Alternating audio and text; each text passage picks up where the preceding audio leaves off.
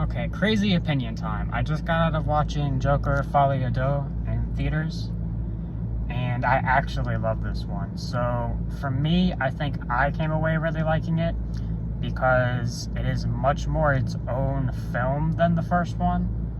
I've actually grown to not like the first one a lot because it really just feels like a Scorsese pastiche where they went, okay, we're making this something like Taxi Driver or The King of Comedy, except we're doing this with the Joker in. So for that, I've grown to not really like the first one a whole lot.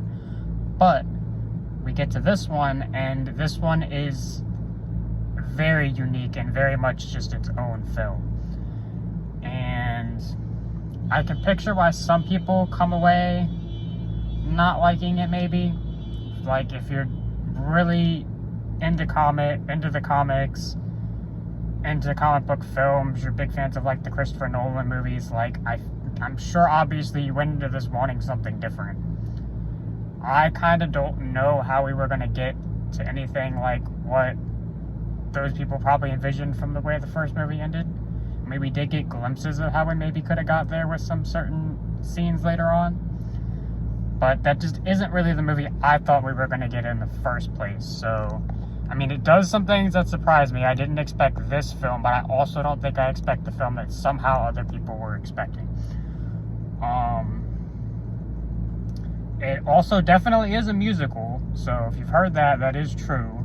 There's definitely musical sequences. I don't know, it never leans really far into being a musical, because a lot of times there will be really short musical sequences, and then every now and then you'll get one that's a little bit longer. So it never just completely leans into that, but it does have some scenes that are like fully, like only work in the form of a musical. So there is that. But that being the case, I feel like overall this movie could have done with or without that. Like, I don't feel like it hurt the film. I don't feel like it was entirely necessary for the film. It may have honestly been the easier way to get across some of what the film tries to get across. But, yeah, so I just found everything about it much more unique and interesting than the first one.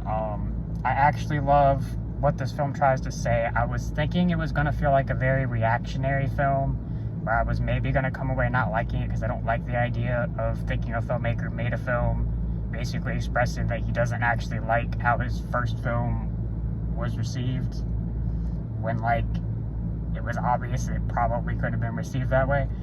But it actually comes off as a lot more earnest than I imagined it would. Like, it didn't come off as him trying to beat anybody over the head with what he thought of the film, of his film, and what he wanted it to be. It actually earnestly tries to get his point across, and so I actually do respect that.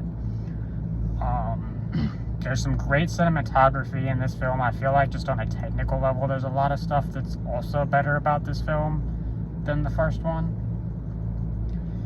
So, all that being said, again, certain people are definitely going to come into this and probably not like it one way or the other. If you're somebody who's just into film in general and just actually enjoys going to a movie and getting a unique experience, please watch this with an open mind, because I just feel like there's a lot to take away from this that a lot of people seem to be missing. I feel like its ideas about mental health and like what it tries to tackle here is actually also just stronger than the first film. And so, like I said, there's a lot to really get into with this film, and I really don't think a lot of people are giving it the chance it deserves.